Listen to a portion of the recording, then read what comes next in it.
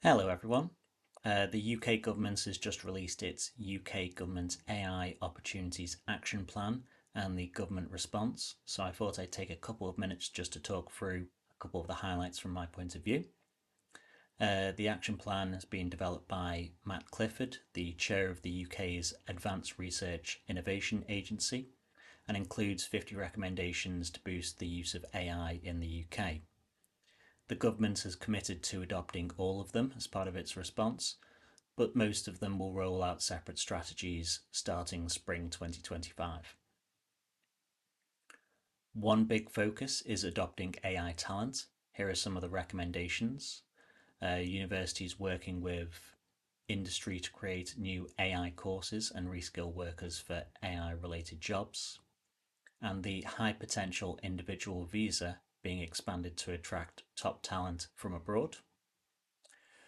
Other recommendations aim to ensure the availability of data to train models by following Labour's manifesto pledge and creating the National Data Library, and identifying high potential public data sets to be made available to AI researchers and innovators, and making sure that all public sector projects are to be exposed through APIs to the private sector if deemed appropriate. Supporting and scaling the adoption of AI within the public and private sector in the UK isn't going to be easy. A fair proportion of these AI related projects fail to scale. So, the action plan has identified a number of recommendations to support organisations in the public sector in identifying and scaling opportunities for AI.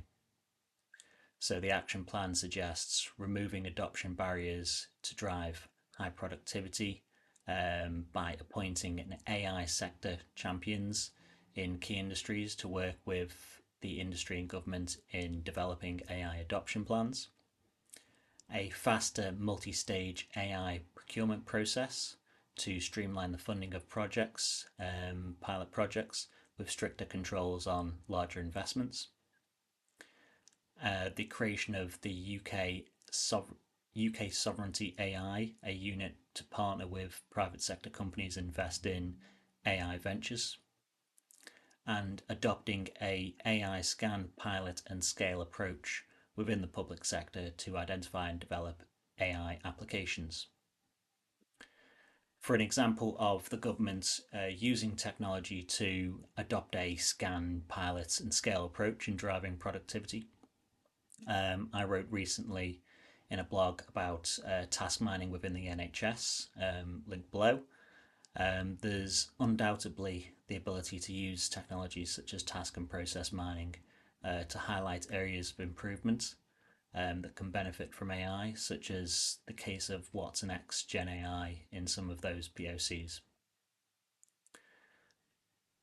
The section of the government response to the action plan that has currently got the most detail within its investments are investments in infrastructure to support AI compute requirements. These recommendations included expanding the AI research resource to at least 20 times its capacity by 2030.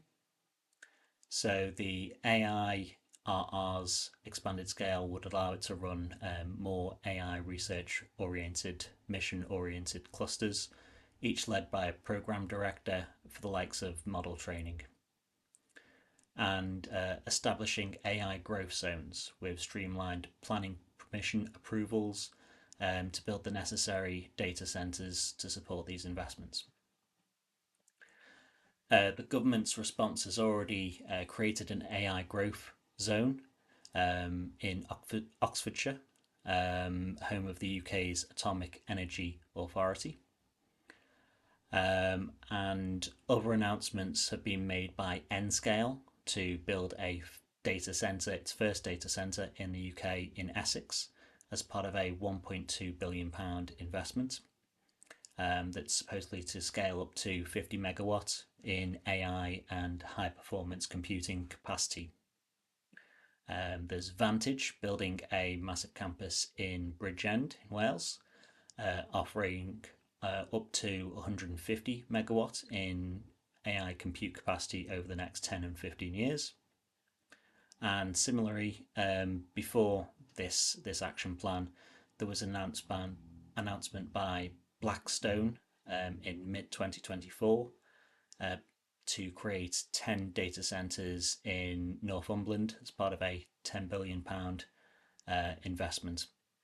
And lastly, Kyndryl, which has announced it aims to create up to 1,000 AI related jobs in Liverpool over the next 3 years. The government is clearly all in with regards to its data centre developments, at least.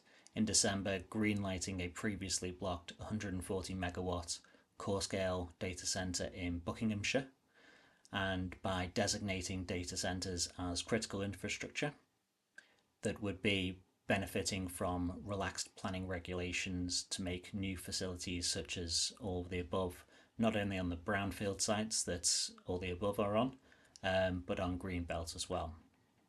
Thank you very much. As soon as the individual strategies for all the recommendations come out, I'll be covering them.